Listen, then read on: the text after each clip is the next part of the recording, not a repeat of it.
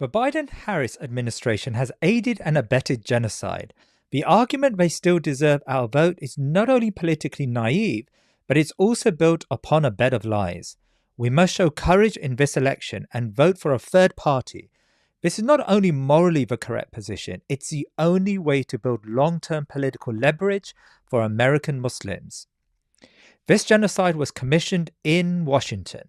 The Biden-Harris administration gave it diplomatic cover, provided the weaponry, helped to subvert the narrative, ensured the world stayed silent, and used a mixture of diplomatic sophistry and strong-arm tactics to keep shaky allies on side. This administration must pay a political price for genocide, and even if, and it's a big if, as I will argue, but even if the alternative is worse, if we do not hold this perverse government responsible, this is an indictment of our humanity. We will be as soulless as the ones who ultimately pulled the trigger and dropped the bombs because we have made a crude electoral calculation that the 240,000 murders, according to the Lancet, could be weighed up like most frivolous transactions. As if genocide should be balanced against our comforts. All people of conscience, but in particular American Muslims in swing seats, find themselves in a prime position to impact the outcome and send a very strong message for Gaza. In fact, the only sane political position in this coming election is to solidify your vote as a Gaza vote. Many Muslim communities live in these critical swing states, and this election will come down to a wafer-thin margin in a handful of marginals. We owe it to Gaza to attach a grave political price to this genocide.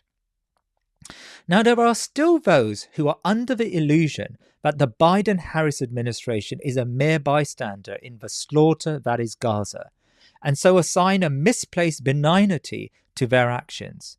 This allows them to wheel out the much misused lesser of the two evils argument. With this framing, the Democratic administration will always come out on top in any calculation that includes a repulsive Trump. This could not be further from the truth.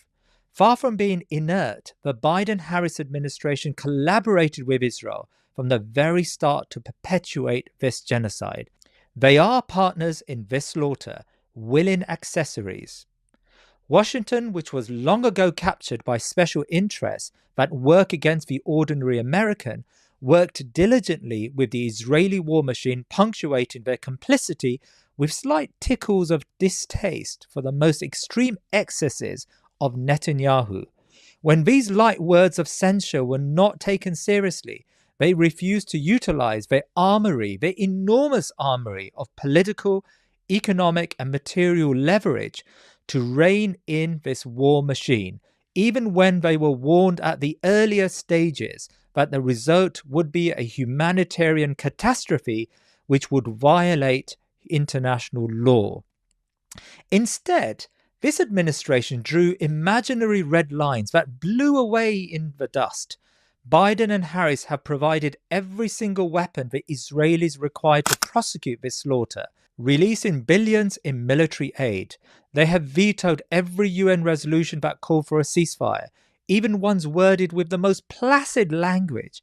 And when a non-binding resolution was presented to end the occupation of the West Bank at the General Assembly, they lobbied their allies to vote it down. The charge sheet is endless. Washington is a crime scene. When the ICC chief investigator Karim Khan sought to issue arrest warrants against leading Israeli officials, Biden hit out at the institution, calling the move outrageous, whilst Democratic US lawmakers pressurized the organization to drop the process after Netanyahu lobbied senators. 8 months into the killing spree, Biden declared, "Let me be clear, what's happening is not a genocide." It's the same administration that arbitrarily cut funding to the UNRWA, a lifeline for many in Gaza, to help the Israelis starve the population and aid ethnic cleansing. It was a Biden-Harris administration that coerced allies to ignore the ICJ opinion that Israel may be committing genocide. It's the same vile administration that laid down a red line over an assault on Rafah, only to walk back when indeed Israel began its assault on the city. This horrid administration showed zero empathy for American Aisha Noor when she was shot in the head by Israelis in cold blood as she stood as an observer to a protest. They refused to even meet the family lest they could be misconstrued as being pro-Palestinian. Instead, the administration accepted the Israeli narrative that it was an accidental killing. It was the Biden and Harris administration who secured Israel against any possible Iranian attack by shooting down Iranian missiles, albeit telegraphed, and instructing Arab allies like Jordan to do the same. This administration is not a bystander. It is complicit. Biden-Harris are Israel. They belong to the same settler colonial enterprise. Yet the argument goes that any vote not going to Kamala Harris would enable Trump to come to office. And Trump is the greater of the two evils. Let me make it clear, Trump is a Zionist. His blend of right-wing populism and narrow nationalism is repulsive. But the Democrats are looking to scare the electorate into voting for their presidential candidate, irrespective of the carnage her administration has wrought. This misapplication of the lesser of the two evils is done intentionally to scare voters. Both Harris and Trump would continue the bipartisan consensus on Israel because the future of this settler colonial enterprise is bound up in post-war US foreign policy thinking. This was seen in the recent presidential debate where Trump and Harris both fell over one another in showing their underlying love for Zionism. Democratic Vice President nominee Tim Walz declared the expansion of Israel and its proxies is an absolute fundamental necessity for the United States. This is a two-party nightmare. In reality, there is no lesser of the two evils when it comes to Palestine. Rather, just two vessels of poison, one blue and one red. Now, some readily acknowledge this reality that Harris and Trump are the same on Palestine, but suggest that at home, Trump will curtail the rights of American Muslims. The Muslim ban is off-cited, but also the general level of Islamophobia that was encouraged within some quarters of the far right, to which Trump depends heavily for votes. Undoubtedly, Trump is repulsive, but consider how much the Palestine protests and encampments have been over-policed and the level of intimidation and coercion, most of which happens under blue states. But this is not the point. The real question is how much American Muslims are willing to sacrifice their perceived comforts to take a courageous stand on Gaza. This genocide must come with a political price.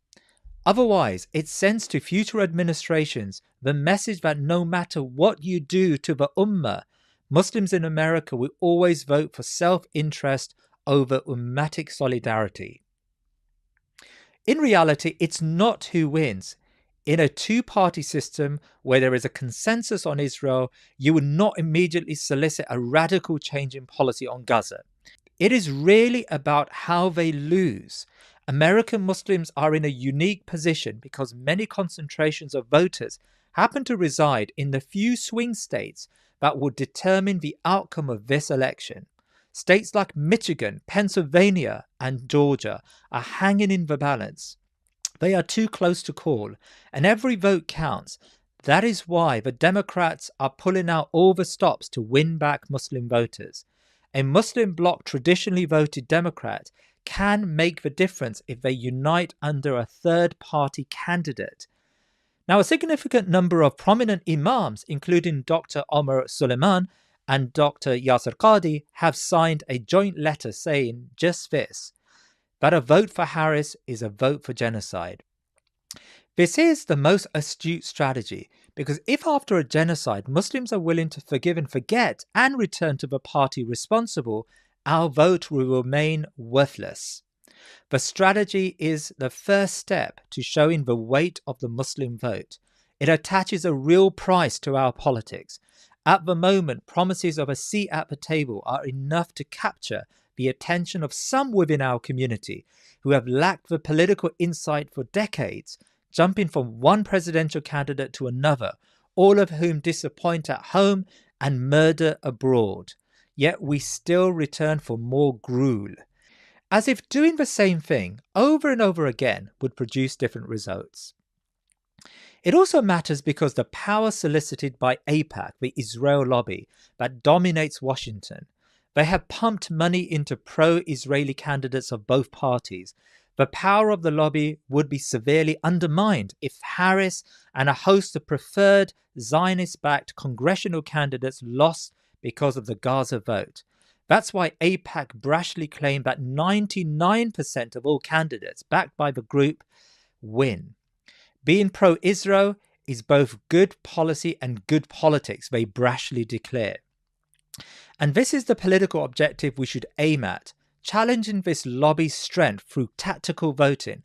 In the recent UK elections, despite the Labour Party landslide, the news the next day was that Labour did very badly in constituencies, voter districts that were angered by the bipartisan position on Gaza. Some big names destined for cabinet positions were torpedoed by unified voters that sent a clear political message, whilst others narrowly kept their seats despite a national swing towards their government. It is not about who wins, it's about how they lose. Muslim Americans can construct a strong political statement on election night. The millions offered by the Israel lobby in swing seats and tight congressional races were blunted by people unified against injustice. Gaza mattered. There's also an argument that voting for a pro-Gaza third-party candidate may also come with a compromise. Those standing are perceived to have regrettable views on several social and political matters, including Syria. The reality is that the Muslim voters have to engage with these political parties and individuals actively.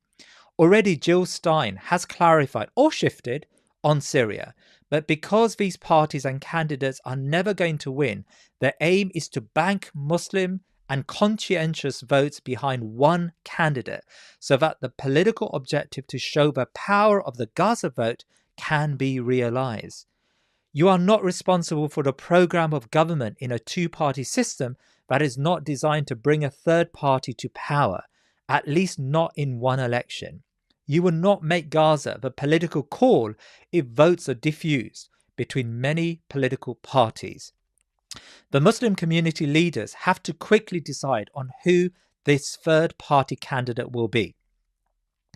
Now, some have argued that the best option is to stay at home, and by doing so, you act as a conscientious objector in that you refuse to engage in this two-party charade. Undoubtedly, this system is a charade, but the system will positively chuckle at any such political naivety. It is not going to collapse because you decided not to turn up.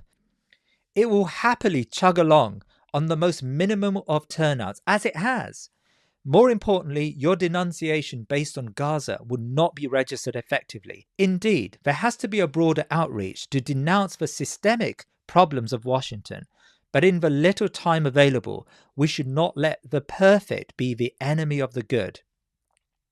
This coming US election is the first step in freeing ourselves of this two-party nightmare, and its impact may not lead to an immediate change on the ground in Gaza. I readily accept that.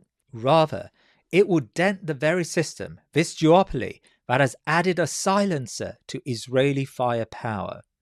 But suppose you want to send a powerful message to the establishment, to the lobbies, to the military-industrial complex, to those who care little about your vote, let alone the lives of the children of Gaza. In that case, this election requires you to punish the facilitators of genocide in Washington. It needs American Muslims to display courage and ummatic solidarity. Let's wake up to the news that Harris lost because she supported this nightmare. In the long road to justice, let's make this election count. We owe this to the beleaguered people of Gaza. We owe this to ourselves.